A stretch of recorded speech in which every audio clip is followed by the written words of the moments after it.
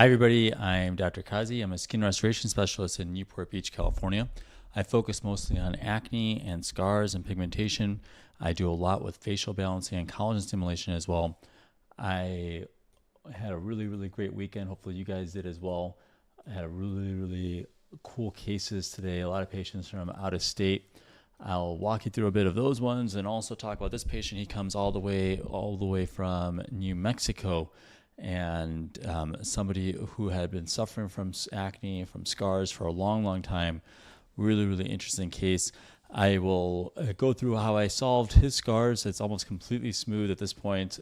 He's going to come back for a follow-up pretty soon for his next steps, and I'll get some new updated photos. But I wanted to show just the selfies. A lot of people on the live said that they don't mind selfie photos.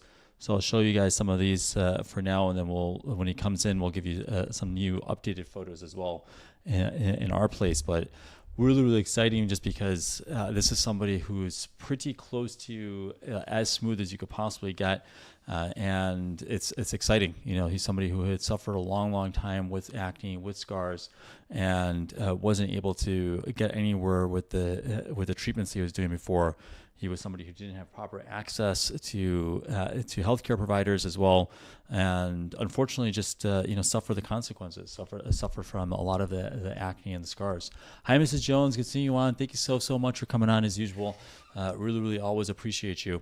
So I will walk you through this case in just a few moments here. This is again a patient who comes all the way from New Mexico, and he drives actually all the way up over here usually. So really nice gentleman, really wonderful. And I've worked on him a couple times now with a couple steps with his combination sessions over here. And you can see that in person, it's almost completely smooth. You know, there's hardly any visible scarring at this point. So when he comes in for his third step with some volume, we're going to do some Bellafill that day. We're going to work a little bit more on some laser TCA Cross. You'll see just how soft and how smooth we've really been able to achieve for this patient. And it's awesome. It's a really good feeling, especially for patients like this who had long-standing acne, with long-standing scars. They didn't really find that there was much that they could do before they ended up seeing me.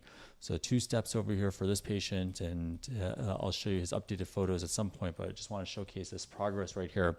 It is pretty much completely gone. You know, he was saying to me on the phone the other day that it is pretty difficult for him to see the scars now, which is a really good feeling. Really nice, because I know people with scars, a lot of times they'll take a look and there's so many different angles and see, and he's like, it's really tough for him to see the scars right now. So it's a really cool sensation. I know he comes on here at some points too. Shaddam is saying, Doc, is the result permanent? So his texture is his texture. The reality is that we softened it up so well. He is still going to have a little bit of scarring from some volume loss in the future, so he may have some of that, and that's possible. You know, that we may have to keep up with some of the volume, because there may be some areas that were supported with just his natural fat. And so as he gets older, we may need to do a little bit of volume there. But we did do permanent products, which 20% of Bellafill does stay there. And that's what ended up, we kept it there. Let's see here. The lighting is different. Yeah, the lighting is different. These are selfies. I normally don't show selfies just for the live purposes. I wasn't going to put it up on our page like this, but at some point when he comes in, I'll show you what his real results are going to be. But it's a good progress report. He comes from all the way out of state, so I don't really have the latest photo just yet. I just did a virtual follow-up with him just to see how he was doing, make sure he's healing. Every time we do these procedures, we always want to make sure that patients' pigmentation is returning back to normal, that their healing and recovery is back to, is on track. And so I do multiple touch points really throughout the whole time. After they do the procedure for about 2 weeks straight, patients are sending photos to us, and we're taking a look to see, if it's going to heal okay without much pigmentation. And then we do another follow-up with myself, and we do that about 1 month after we do the procedure. And then we're going to make sure that it's still really going well, everything's on track. It's not really more than that, just to make sure that everything's safe for patients. And we do that over and over again. And when I talked to this patient, this was a second step, and he was saying that basically it's almost scarless right now. He could hardly see anything anymore. And really, with a video call, we were doing under different angles and taking a look under different lighting, and there's hardly anything that's still visible there. Steph is saying, does the Accure laser have downtime? No, there's no downtime with the Accure laser. No downtime with that. That's actually really, really amazing with that particular wavelength, is that we don't have to heat the skin. What we're doing is actually we're targeting the oil gland. So it does is it actually uses 1726 nanometers to directly target oil. And that's all it's doing. It's targeting the oil gland. And it doesn't do anything on the surface of your skin, really. So you have just mild redness just from just being, doing a procedure. And it goes away by the time you get to your car. So basically like 5 minutes from there, that mild redness goes down. So really, really very mild. That's a major result regardless. It's some serious progress. It is keep it sent. It really is. And again, when I see him again, he's all the way in New Mexico. So it'll be, some time before I see him again. But we'll showcase some more of his progress over here. But it is pretty close to as smooth as possible for him, which is awesome. And good seeing you on, by the way. Dee's kid is saying, hello, Dr. Qazi. Is there any difference between AviClear and Accure? Well, they're both at 1726 wavelength. They both target oil production. The difference is though that the Accure laser, really, we have this real-time feedback where we know every time we fire the device that we know that we're using the exact temperature that needs to be done for the patient to shrink that oil gland. You don't get that kind of feedback with AviClear. There's pluses and minuses with both devices, but that's probably one of the biggest things. And Ketura at this point is bankrupt. I don't know what's going on with it anymore, but Ketura is the one that did AviClear. So if you're considering it, think about that portion of things too. That about support-wise, things like that. I'm not so sure, how that's going to be. These are selfie results here. So these are just the patient selfies. Just for live purposes, I wasn't planning on showing it for my page, but wanted to showcase something for you guys. And this is something that was really cool because he's super happy. Sometimes he comes on here too. It's a little bit of a different time zone, but he does come on here every once in a while. Actually, maybe he'll pop on right now at some point. And he's just a regular patient, just like you guys. And just himself was just saying that this is pretty close to scarless. Pretty close to just like, the exact what he's trying to achieve all of his adulthood. He suffered from severe acne and from scars. And, interestingly enough, actually, he wasn't even worried about the way he would return back to work. He said that people at work were really supportive of him doing all this stuff, which actually I always say on here too, is something really interesting that a lot of people think that there's going to be a lot more judgment. There's going to be a lot of people that are going to judge you for doing these scar treatments or doing laser procedures. But you'll be surprised how many people are very, very supportive of this. You'll be surprised. There's a lot more people that are supportive of helping out people that have scars and being there for them, and being a positive influence on that. A lot more than we expect. People that don't even suffer from acne and suffer from scars, they do recognize it. They do recognize how it may make people suffer. And interestingly enough, this patient myself too, I asked him, I was like, are you going to be taking more time off? He's like, my boss doesn't even care. He's like, he's going to be totally fine with it. The first step, he was like, not even worried about it. He just said that, just take care of yourself or whatever else. And that's super supportive and awesome, right? Think about that. It's really, really nice actually to have that around people. So you no longer have to stress as much about what other people are saying. Muhammad is saying, I signed up for a virtual consult, but you're pretty booked all the way till July. Anything sooner? Unfortunately not, Muhammad. That's actually with us increasing those slots really for people. But, the thing is that I do want people to book a little bit. I do want to have people book their consultations now sooner because as I was been saying for the last few weeks, we are giving a preference for people like this patient, for example, who I have to do maybe a second or third step in the future. And I want to make sure that they complete their journey without getting pushed back, because I was hearing from some patients that their time for coming in for me was really, a little bit delayed. And so I wanted to make sure that this was something that we could get to them. So if you're somebody who's interested in becoming a new patient, especially, really schedule it now, schedule it sooner, because then we could be able to prioritize you when we do the second and third steps in the future, especially.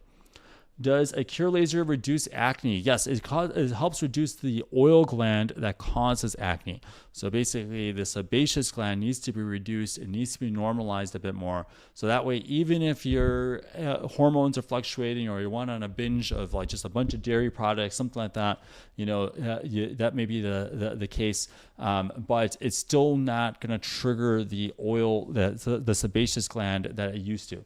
it's not going to increase the size of that as much as it did before. And that's where something like the Accure works incredibly well, and just keeping it so that it stays normal. Accure works incredibly well for acne. That's why they call it Accure for acne. That was a clever idea. They should Accure for acne there. Wubin Lee saying, can Tretinoin help fill out box scars and rolling scars when using it regularly for a long time? Not quite. I mean, it helps stimulate a bit of collagen production, and it may reduce a bit of the diameter of some of these scars, but probably not going to help enough for that, though. Hi, Dr. Qazi. How was kindergarten graduation? Congrats to your little one. Appreciate you, Lucky Singh. You're always so nice when you come on in here. Always really appreciate you. Thank you so much, actually. Dr. Karubi saying, what concentration of TCA Cross do you usually use? That depends really, the depth of the scar, the skin type, what kind of skin type are you using, and what kind of scars are you doing it on. It could range anywhere from 30 to 90%, just depending on those things. It's really, really variable. Sometimes actually some patients we may, like especially like Fitzpatrick's 6 patients or so, we may not have to do too high of concentration. We just have to do it more frequently though. And I mean by more frequently, sometimes actually you could do it even after a couple of weeks. You could just keep on doing the TCA and it works really, really well. It's actually shocking how well it works, actually shocking. Mary Ann is saying, what would you say is a risk of subcision? Well, there's a few risks. The number one would be something called a hematoma, which is basically a collection of blood that could get trapped over there. That's probably one of the biggest things. Hematoma is one of the biggest concerns that we have. And we mitigate that by making sure that we put some epinephrine in there. We're putting quite a bit of that, quite a bit of tumescent in there. So that way there's a lot of solution that's separating the scars, preventing bruising. And then also we tend to drain after we do the subcision, especially if I use blades. We're draining the area so that there's less chance of that.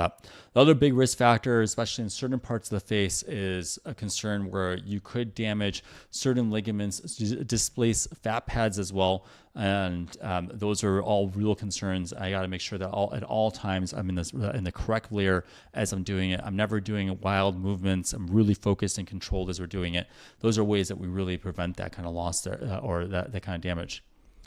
Neme's on, and Neme's asking, hey doctor, how can I submit my pictures for your lives? Oh, actually you could do something really easily. You could go to drqazi.com, and under resources, there's a form that we have, and we could do that. And actually you could use that form to submit photos, and every once in a while we could take a look and see about showcasing your picture on here. Wubin's asking, what procedure did this patient do, and how can I make an appointment with you? You could go to drqazi.com and schedule an appointment there. I did 2 steps for this patient, 2 combination sessions for this patient. The first step we did was with subcision. In his case, I did have to do talar liberal subcision. It was very, very stuck. You may not be able to appreciate it in this particular view, but his lateral cheek was very, very stuck over there. So I had to use talar liberal subcision there, as well as something called a Noker needle as well. I did do fully ablative CO2 laser for him. I did also do some Bellafill as well that first day, as well as TCA Cross, and then through the laser tunnel holes, I put a dilute form Sculptra. Then he came in again, and I ended up doing some more fully ablative CO2 laser on the edges of the scar. I did TCA Cross. I did some more Bellafill for the patient, and that's where we're at right now. It's going to look awesome ultimately. Does Tretinoin help reduce mild texture irregularities? Yes, it does. It could help a bit with that because it reduces a bit of the oil production, which could make sure that some of the pores, those aren't as dilated anymore. It could shrink a bit there. And then you also could stimulate some collagen too. So it stimulates a little bit of collagen, and that makes the skin quality look a little bit better too. Mom TikTok, hopefully I answered your questions, but this patient, he did 2 sessions, really bigger combination sessions in his case. He's from New Mexico, and at some point we'll take a look and see if, probably in the next few months about doing some more TCA Cross, more laser, and I'm actually going to work a little bit on his lower part of his face too. There was actually originally some scarring over there which had destroyed some fat, so we're going to rebuild some of his jawline too. It's going to be really cool effect. You'll see that whole process actually. I always show the whole thing, so you'll see the whole thing there. Sandra Diaz is saying, had a fat transfer with subcision. Once swelling went down, results diminished. Does results get better? Well, the fat transfer usually has some stem cells in there, so that does help somewhat with the scarring. But the volume loss, that really unfortunately could be the case where you lose some of your fat, and you probably have to do something more for volume, and consider something like Bellafill, which is more permanent, and you can put those in some discrete spots, and that should hopefully help you out there. Do you use aerolase? If so, is it effective? I don't use it in my practice. I found that it was relatively, a mild treatment, not too helpful for almost anything that I do. It's more like a jack of all trades type of thing, which I don't really, do jack of all trades type of thing. I like things that are more specialized for myself. That's the way I usually like it. Marianne is saying, what does the healing process look like for a patient that has gone through subcision? Is it long, and is it better to do it in the winter when I'm not under the sun? Actually, summer is one of our busiest times of the year, really, because we have a lot of patients who are between college, summertime, or high school and college, right after, graduate school or something like that. So summer is very, very busy for us. We don't run into any problems with pigmentation because people are just very, very good about making sure they're wearing sunblock and doing everything they need to do to protect themselves. But I would say that it really depends on your lifestyle too. Some people that are going to be out and go out in the sun and go out to the beach, yeah, definitely we wouldn't want to do these kind of procedures in that case. For subcision purposes, really it's mostly about 4 days of swelling. Really most of that for the first 4 days, sometimes for the full week, but mostly it's just that, which is not terrible really. So that ends up being pretty mild actually for most patients there. But when we combine it with lasers, and of course there's going to be a little bit more downtime and more recovery there. Why are there so few skin boosters in the US compared to Asian countries? There's a lot of things that we should take a look and see with that. I mean, I think that a lot of this is just basically because of the way the industry is structured. There's certain companies that can end up pushing the approval process within the FDA a lot easier than other companies, and certain groups can do it. There's a lot of stuff behind the scenes.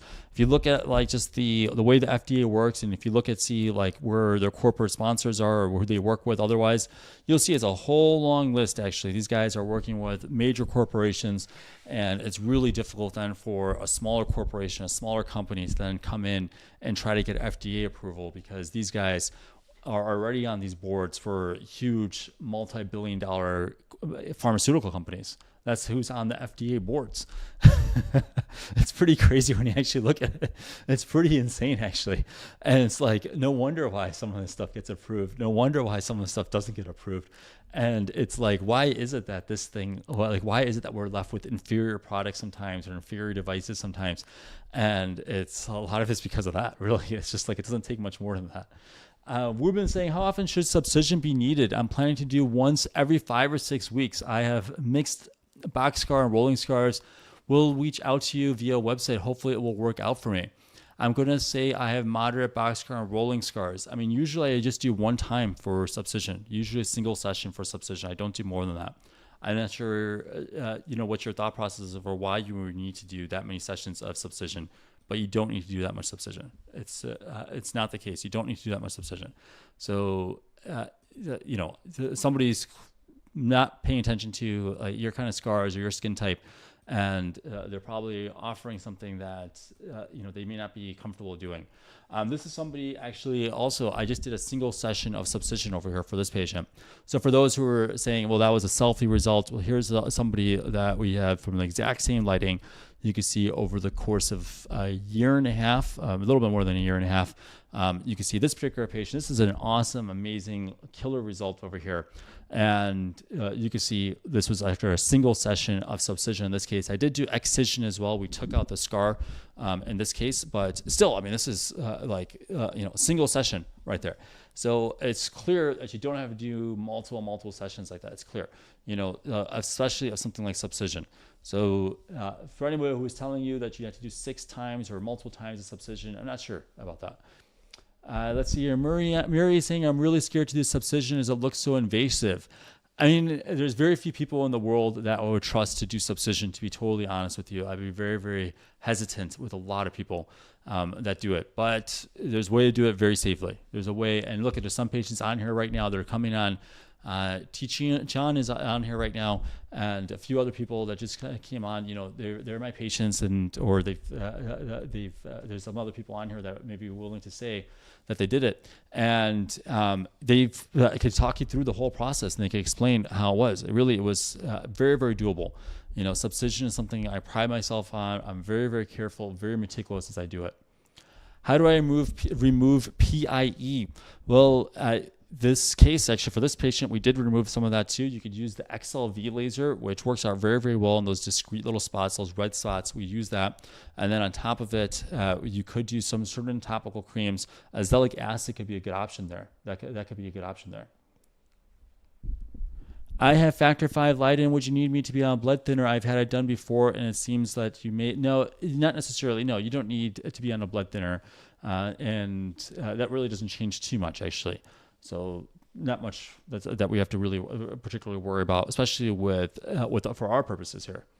What did I do for the indented scars? So this was with subcision, where we went underneath the scar tissue, broke it up. So basically, the scar, think of it like kind of like a curve like this. And then underneath there's these bands. Okay, so let's think now these are the bands here. And what we wanted to do is just break up those bands so that the scar then pops up. So it's like here, and then it starts popping up there. And then ultimately what I wanted to do is actually also place a little bit of volume, because basically when it's pulled down like this, it also sometimes destroys fat. So we had to place a little bit of volume as well in there, and that ended up working very, very well for this patient. Then you can see the thicker parts of the scar, like those edges where it's pretty thick over there. What I did was I used a focal point of ablative CO2 laser for those edges to smooth those down. And then we also actually physically took out the scar. So that big boxcar scar over there, took it out actually completely right there. Placed, like I said, some volume as well in this patient. So a few different steps. She's somebody who did do a few times of this combination session. We only did the subcision part a single time, but a few different steps actually for this patient here. Let's see here. Amma Nazari saying, hi, Dr. Qazi. Did you perform subcision with endo RF? I observed significantly improved subcision efficacy using an RF-assisted subcision needle. I'm open to it. You know, I took a look at it. I wanted to see something that was really good for subcision for scars per se, because it seemed like there wasn't great options for scars. But I'll take a look and see. You know, I'm open to it. I do think it's a cool idea just to be able to essentially melt some of those fibrous bands. I don't know if it's going to change much with like outcomes per se, but it's certainly something to like take a look at. If you have good experience, that's awesome. I'll take a look and see. It looks like Dr. Nazari is saying that he had good experience with endo RF. So I'll take a look and see. You know, if that's the case, that may be something that we should potentially use for scars. I don't believe that we have that particular device over here in the States though, you know, so I gotta double check. There was like, we could use like Accutite, which could be a handpiece on like the in-mode modality. That's like something that some people have played around with, but I don't know if it's also going to be the best option, because I do sometimes worry about like fat destruction of superficial fat pads, for example, or so, but I don't know if you're experienced with that too. What's your concern about that? Axel saying, do you feel most patients that come in or in their 40s, that's when collagen loss becomes more noticeable, putting more emphasis on their scars? I would say we have the full gamut of age groups, really. I would say that most of our demographic is in their 20s and 30s and early 40s. You're correct. So that's absolutely correct. But it's very variable, because some people have had significant destruction of their due to their acne. It caused significant destruction of their fat pads, really even in their early 20s. Let's see here. Meat Bar is saying, if I have acne scars at 20, can they still go away? Yes, absolutely. Yeah, I mean, that's what I was showcasing over and over really for the longest time. Is it just doesn't matter what age you are. We really can get there. It's just that sometimes it could take a little bit longer, but you still could get collagen. You could still get those amazing results. It's just that it could take a little bit longer. Bethany is saying, I dissolve my lip filler 3 times and still feel buildup on the inside of my lips. Any advice? Well, it sounds like you may need to get ultrasound evaluation, which I do a ton of. Take a look with the ultrasound, see where that filler is, and we can maybe just go directly at those. About how many sessions are usually required for ice pick scars? Ice pick scars, they take a long time, actually. Sometimes they could take anywhere from 4 to 6 sessions, actually, for ice pick scars, but sometimes even more, depending on your collagen response. And I mean by 4 to 6 sessions of TCA Cross, usually. Does skin naturally heal scars? Sometimes, yeah. If it's relatively superficial, your oil is under control, yes, it could. Shichan saying, Dr. Qazi is amazing with subcision. I appreciate you so much. Your skin's looking amazing, by the way. Thank you so much for that. Marianne is saying, if someone here is Dr. Qazi's patient and has had subcision, can you please reach out to me? Well, there you go. There is somebody right there, Marianne. So yeah, there's a lot of patients on here, but you know, I'm on different platforms at the same time. So you may, like you're on one platform right now, and Sailor Moon saying that they did Subcision as well, and they come all the way from Arizona for that. So this is, you know, a lot of different variety over here, of different states. Bethany is saying, what cost would ultrasound be and then dissolving? So take a look at my page. I think it's like $200. And someone was asking, do we apply the consultation fee to the procedure? Yes, that's true. We do that. Is Subcision different from microneedling? Yeah, completely different modalities. We're going underneath the scar tissue with Subcision, breaking up the bonds. Basically, all these areas are tethered and stuck. We're going in there and cutting those bonds. So very, very different. Microneedling, superficial, on the surface, not going to help too much, really. Not for these kind of patients, not really going to help much for that. But Subcision could definitely be a really good option. Jasmine is saying, I had my consult today. I'll be seeing you July 11th to start treatment. Look forward to it, Jasmine. Really, thank you so much. And I appreciate you. Yes. I forgot to mention during the consult, by the way, that's my mom's name too, by the way. Yeah, Jasmine. TX is saying, can you do Accure and BBL laser at the same appointment for out-of-town patients?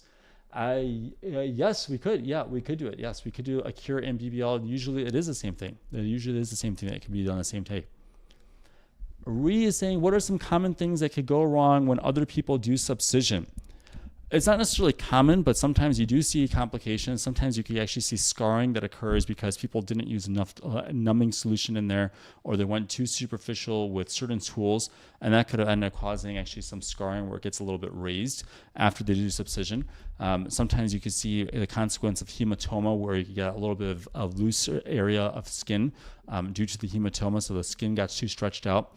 And then occasionally there's patients that have had their fat pad that's been displaced, and I've seen a few patients from a particular practitioner who's done this really, and they use a tool in the lower part of the face, and it caused actually the fat pad to get herniated, to bulge out there, and it ended up causing this bit of this chipmunk look, which I feel very, very bad that the patients have to go through that. But yes, I have seen that, and that's why you have to be incredibly careful as you do that. Incredibly careful. Marianne is saying, if I have lost fat due to my acne scars and I need Subcision to break up those tissues, would I need filler to fill it up, or would the Subcision just do it? That's a really good question. I mean, Subcision is going to help lift up a bit. It also stimulates a bit of collagen, but there really is true fat loss a lot of times in these rolling scars. And so you do have to do something for volume. Maybe not necessarily that day, but at some point we're going to need to do things like Bellafill or Sculptra, Radius, something to stimulate collagen and give you some volume. So, or fat transfer. All those could be good. Marianne is saying, you seem to be so good at your job. Appreciate you, Marianne. Thank you. Let's see here. Mom TikTok is saying, my friend had Subcision by her temple and it was caved in. Do you know why that is? It's possible that there was some fat loss underneath there, and then basically sometimes you can start seeing some of that fat loss because the scar it's kind of a little bit difficult to explain with my fingers. But let's say this area of the scarring is pulled down and there's a little bit of fat destruction over here, but you may not have realized though that there was still some tethered bonds elsewhere over here. There's still some fat loss elsewhere, and it was looking a little bit more like it was, potentially a little. You said that she had some filler there too, so it's possible that the filler sometimes gets displaced a bit as it goes in there, and you do some manual tools there. You break up some of that scar tissue. Sometimes the filler could get displaced, especially if you do it, or if you do it the same day. It may not go exactly in the pocket that it needs to. It goes around the scar. But it's tough to say unless we see maybe that when they did some energy device over there, like fat, when they did like CO2 laser, could they have destroyed a bit of the fat when they did that? That's also a possibility, because this temple area is an area you don't want to use too much heat, too much energy. If you do, you could destroy that fat pretty quickly. So instead, it's actually low heat, low energy, like we did for this patient. We ended up doing for the rest of her face, low heat, low energy, and we just blended it in actually really, really nicely for her. So you don't have to use as much heat as people think, especially in the temple area. The temple area just is an area where you don't have much filler. just had subcision and filler was done. It's tough to say exactly why that occurred with that, other than the filler maybe caused a donut effect, which, well, I was explaining kind of was that essentially some of it was broken up on one part, but then it wasn't broken enough everywhere. And so when you do filler, it just goes around it. And then it looks like the rest of it's elevated. And that may have been what happened. I'm not sure, but that could have been what happened actually. That where essentially one area is like broken up, and then there are other areas are still tethered and stuck, and then the filler just goes around that whole spot. So it's like this donut effect, really, when it occurs with filler. That's why you have to do subcision before you do filler. Whenever you have this, you gotta do it. It's okay that it looks like it's raised around it. Yeah, it looks like it's raised around it probably from that filler there. What's the longest lasting lip filler? It usually is about 1 year. Usually is about, but it could be a little bit less. It's possible. Hula Hoop is saying, Dr. Qazi, how do I manage my oily skin before I am able to make an appointment with you? So a couple options. You could do Tretinoin, start a retinoid. You can usually just use different cream, which is potentially a good idea. But longer lasting solutions probably are needed. You may need to be on Accutane, isotretinoin, or do the Accure laser. Either option may be something that you should use or consider for a more permanent solution for oil production. Shiraz is saying, hi, Dr. Qazi, I'm South Asian. I did CO2 ablative fractional CO2 laser for my acne scars. I'm slightly red 2 months later. Is that normal? I'm also doing XLV to deal with redness and hyperpigmentation. Yeah, in your skin type, 2-3 months of some of that redness is possible. And, a lot of times I don't actually jump to XLV right away, especially for the first few months. But it depends. If there's a lot of vessels that are hyperactive there, then yes, it's certainly something to consider. But you may just need to do a lot more with moisturizing, a lot more with sunblock, and you don't have to do much with lasers or energy devices. Let's see here. Where was I at? Thank you for answering all the questions. Appreciate you too. Thank you so much. Lakita saying, for microneedling RF, which millimeter of depth should we do each pass? Will it differ based on the machine? Is 3 millimeter okay? It totally depends on the machine. It depends on the depth of the or what we're trying to achieve. If we're trying to achieve more skin contraction, if you're trying to actually get it so that you can potentially melt a little bit of fat, then you may do that. But you got to be really, really careful in most of the face, particularly the upper, like the cheeks over here. You don't want to go and use too much heat, too much energy. You don't want to go too deep. Typically, I'm not going more than 2 millimeters in the upper part of the face, typically. Let's see here. Jack Bautista is saying, hey, doctor, I've been using the Pigment Control cream and there's a slight burning feeling when I apply. Is that normal? Yeah, it's totally normal right now. Totally normal right now. What procedures did I do for my own scar? So I did subcision, I did CO2 laser, I did ablative CO2 laser, I did not TCA Cross actually. I do need to do TCA Cross at some point though. I'm going to do a bit of TCA Cross at some point, do a little bit more laser. I've done a few lasers though. I've done one ablative session, and then I've done erbium lasers every 6 months or so, which helped out a ton. But yeah, a lot of Bellafill worked out really well. I had a lot of fat loss, a lot of fat destruction. So Bellafill worked out really well for me. It was really necessary actually. After how many Accure sessions do people start to clear up? Usually 3 sessions, sometimes 4. Usually 3 sessions though. So most people with Accure is up. Mrs. Jones, appreciate you. Mrs. Jones saying, I enjoy your lives, Dr. Qazi. Thank you so much. And Benet saying, so knowledgeable, followed. Thank you guys. If you guys could follow me, appreciate it. Thank you so much. It looks like I was in social media jail again tonight. So if you guys could do a follow and like and share, it would be really helpful. They sometimes put me in jail for whatever arbitrary reason. I'm in there for right now. Who knows what? Let's see here. Shir saying, hi, Dr. Qazi. What can be used or done to speed up the Pico laser treatments for pigmentation? And can your pigmentation cream be bought from South Africa? I love your channel. The Pico laser can help with pigmentation, absolutely. And South Africa is awesome. One day I hope to go down to South Africa. I appreciate you. We are currently limited in stock with our pigmentation cream, so we're saving it for our own patients who do our procedures. But at some point, we could open the door to allow that. I've actually been combining that with beef tallow. It's been amazing, actually. It's been an amazing combination. I've been using the pigmentation cream with beef tallow. It's been incredible, actually, for my skin. I think it's like one of the most amazing things ever now. I was doing beef tallow for like 2 weeks before I introduced the pigmentation cream to it. But now it's like over the last like 4 days, my skin is just like next level, actually, with this stuff. It's awesome. So yeah, I may start introducing that too. Actually, I gotta just make sure it's to me. And there's a little bit of I had a slight, very mild purge, very very mild when I started beef tallow, very mild. And I think there's ways of mitigating that in the future. So for my acne prone skin, I think that's good for patients that are acne prone. I think that's going to be something we're going to introduce actually soon. Glamour Plus is saying, what is the difference between erbium and CO2? It's how much heat, basically. Both of them are absorbing water. They're ablating the surface of the skin by absorbing water. But the CO2 laser has a lot more heat. It also is going to basically melt some of the vessels as well. Whereas the erbium laser doesn't really do that, at least not directly. You have to keep on working on it, keep it up in order to do that.